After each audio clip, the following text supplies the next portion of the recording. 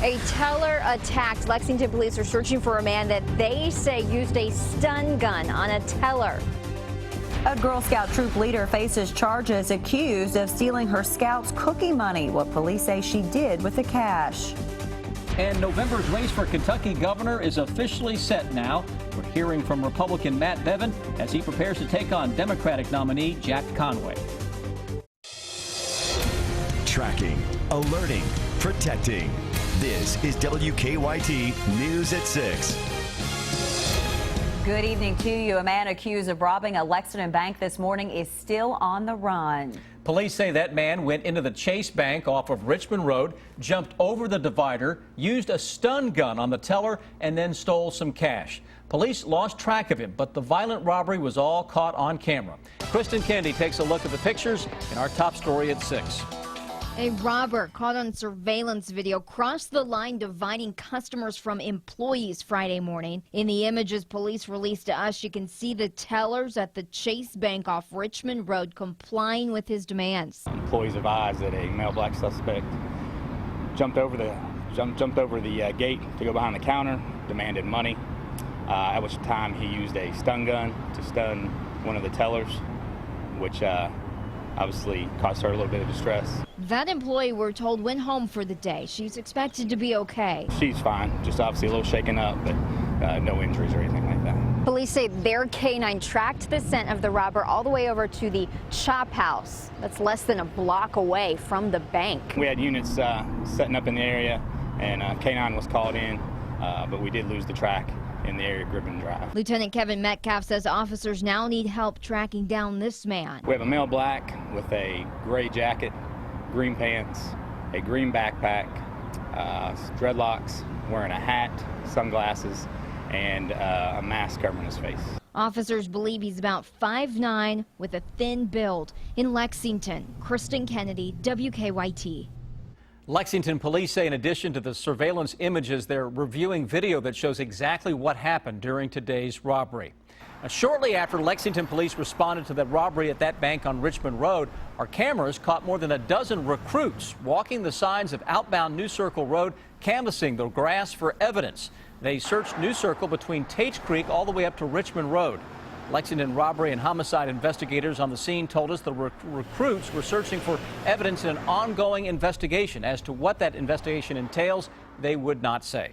She is accused of taking money that her Girl Scouts earned from selling cookies. Lexington police say 30-year-old Ashley Pike is a Girl Scout troop leader. According to an arrest citation, she took the money that was given to her from cookie sales and used it for herself. Garrett Weimer is tracking the investigation in a story that's new at 6. We all love Girl Scout cookies, plus the money goes to a good cause, or at least it's supposed to. But according to court papers, for some here in Lexington, it didn't. Ashley Ann Pike of Lexington was arrested, and she now faces charges of theft. According to an arrest citation, Pike took money that was given to her from selling Girl Scout cookies, and instead of turning it in, she used it for her own personal expenses. Investigators state in the citation that Pike admitted to taking the money, but said she intended to pay it back. The citation says Pike took about $3,500 of that money from cookie sales. One Girl Scout parent told me off camera that it's really a shame because the girls work so hard to sell cookies. Pike was arraigned here in court this afternoon, and she's scheduled to appear on another charge on June 4th. She has denied our request for an interview from jail. In Lexington, Garrett Weimer, WKYT. We have reached out to the area Girl Scout Council here in Lexington for comment, but so far have not heard back. Some new information tonight in the investigation into a Lexington pizza delivery driver's murder. A third person charged in connection to the murder of 22-year-old Salahuddin Jitmood faced a judge this afternoon. 22-year-old Trey Relford entered a not guilty plea to murder, robbery, and evidence tampering charges. Relford was arrested last night. The victim was delivering pizza at an apartment on Trent Circle last month. Lexington police found him stabbed to death in a breezeway. Antonio Lewis and Cameron McClellan are also charged in that case. A Lexington man convicted in a deadly carjacking now knows how long he'll have to spend in prison. Today, a judge sentenced Joel Searcy to 25 years. Lexington police say that in August of 2013, Searcy kidnapped a woman he knew, drove around with her and her 4 children in the car, and crashed. They say Searcy then left the scene and assaulted 82-year-old Donald Cook, a man who pulled over to the scene. Cook later died from his injuries. I affected a lot of lives that one day, not just mine, and I'm sorry for it. Searcy's attorney says the incident was the result of Searcy's life spiraling out of control. Searcy will be eligible for parole after serving about 13 years. Initially, he was facing the death penalty when he was charged with murder, but at his trial last month, the jury convicted him of manslaughter instead of murder.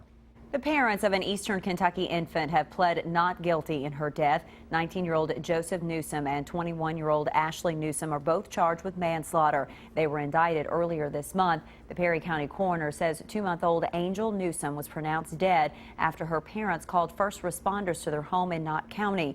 Her parents were arrested shortly after. An autopsy found the little girl died of asphyxiation. 2 former clients of an Eastern Kentucky lawyer have filed a lawsuit against him. Earlier this week, the Social Security Administration suspended disability benefits for hundreds of clients of Eric C. Kahn. The Floyd County plaintiffs are seeking class action status for the suit, claiming about 900 people received the same letters as they did from the Social Security office. They also claim Kahn committed legal malpractice and violated the Kentucky Consumer Protection Act. Attorney Ned Pillersdorf has filed the lawsuit in Floyd County Circuit Court. Kahn has denied all the allegations and has not been charged. Firefighters in Lincoln County are investigating after a box truck was destroyed in a fire, and right now firefighters believe it is arson. The Stanford Fire Department says the truck caught fire on Martin Luther King Street. They tell us the truck was sitting on the property of an attorney who lives in Washington, D.C. That truck was full of legal documents. Firefighters say the attorney was using the truck as storage. No one has been arrested for the fire yet. Another hot, muggy day here in the Bluegrass. Some places saw some showers move through. Doesn't look like the wet pattern's going to slow down anytime soon, for our weekend at least. Meteorologist Jim Caldwell has an early look at that forecast. Jim? As a matter of fact, Sam, it looks like it could get a little more aggressive as far as the coverage is concerned by the time we get into your Sunday, when we have a frontal boundary that will try to press in, and that enhances our chances. We look at Kentucky's most powerful live Doppler. That's Defender. It's scanning the skies, and it has been all day tracking these showers and thunderstorms. And even the coverage now starting to fade away compared to what it was at its peak a little bit earlier this afternoon. Tracking some heavier rain and more thunderstorm activity out in eastern Kentucky. That's where we'll find some heavy stuff there passing through Magoffin and into Johnson counties. We move down to the border where it's starting to lighten up a little bit for our friends in Harlan County. And most of the other showers and storms that we've been tracking are all slowly dying away. Storm chance around 8 o'clock, and that's going to be very few and far between. And there might even be a stray shower or two that lingers around 11 o'clock, one of those that just lives on and on and on, but most of us will be dry at that time as well. Muggy to start your morning off. But the main theme of all of this, and the focus of the forecast, is the shower and thunderstorm chances. We have more rounds of them coming our way tomorrow and into your Sunday and beyond. And I will take a closer look at all of that coming up in just a few minutes. All right, Jim, we'll see you then. We officially know what the ticket for Kentucky's governor race will look like in November. Republican Matt Bevin will take on Democratic nominee Jack Conway.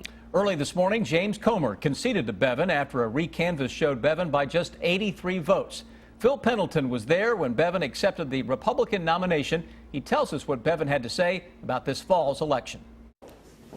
Kentucky's Republican headquarters hosted not only Matt Bevin, but other state office seekers on that party ticket. And I'm grateful for the fact that when we say that we are Kentucky, we indeed are Kentucky. Bevin says he's ready to launch the fall campaign and says he has the support of U.S. Senators Mitch McConnell and Rand Paul. And I want people to understand that simply because they're not stumping around for us is not indicative of anything other than the fact that they have important jobs to do and will be doing them. James Comer released a statement prior to the news conference saying that he enthusiastically endorses Matt Bevin for governor. He says he appreciates his clean campaign, how he sticks to the issues, and how he has morals and a strong work ethic. Very clear. Bevin says education, tax structure, and the role and size of government will be critical to his campaign. He says the race will be about issues and claims the Democratic ticket is not focused on moving Kentucky forward. They have nothing to offer to Kentucky. And so they're going to go with the 8th grade snark, and they're going to talk about the things that are titillating. He would not say who they are, but he says some high-level Democrats are supporting him. It would concern those on the other side if they had any idea how many Democrats I have been speaking with who are powerful, motivated, well-connected. Jack Conway released a statement saying that he welcomes a spirited race with Bevin and is the only candidate with a proven record of putting people over politics. In Frankfort, Phil Pendleton, WKYT. And while Comer did concede, the State Board of Elections will not certify the final results of the primary until they meet on June 8th. They have their pencils, papers, and blowhorns. Some teachers in southeastern Kentucky are prepared just in case a bear wanders up to the school. 2 elementary schools in Letcher County reported seeing bears around the school building this week. For Arley Boggs Elementary School students and faculty, bears aren't uncommon, and the principal has implemented bear procedures. We require the teachers to take a handheld walkie-talkie so they have communication with the office, as well as a little canister air horn that if they should see one wander out on the playground, they can blow that horn and scare the bear away. Well, how about that? Students and staff at Fleming Neon Middle School also saw a bear this week. Principals at both schools believe the bears have been venturing close to the schools because of the dumpsters, even though custodians have special procedures for keeping them sealed tight. Follow WKYT online at WKYT.com. Join the conversation on Twitter and become a part of the WKYT Facebook family. Another warm weekend is on tap for Kentucky, but some Lexington residents hoping to go for a swim will have to find another pool. That's because the Tates Creek Aquatic Center will be closed this weekend for repairs. Earlier this week, a leak was found under the pool deck. The leak caused water levels in the pool to drop. Now, Park and Rec officials say the leak is fixed and the pool should be reopened on Tuesday. Anyone who planned to pick up pre-purchased pool passes at Tates Creek tonight can pick them up at Southland Aquatic Center. Severe weather is no stranger to the bluegrass, but Kentucky Utilities is taking steps to make sure that people are ready for it. Today, KU unveiled their new outage texting tool for customers. The tool will let customers report outages and get text updates about their power status. Officials say customers can report outages by texting outage to 454-358 or status to the same number for an update. This new service that we provide, or new tool, is the start of the two-way communication between the customer and us as a company. Because we find that the more information that we can provide customers, the better off we think they're going to be. Customers can still see an outage map by going to KU's website.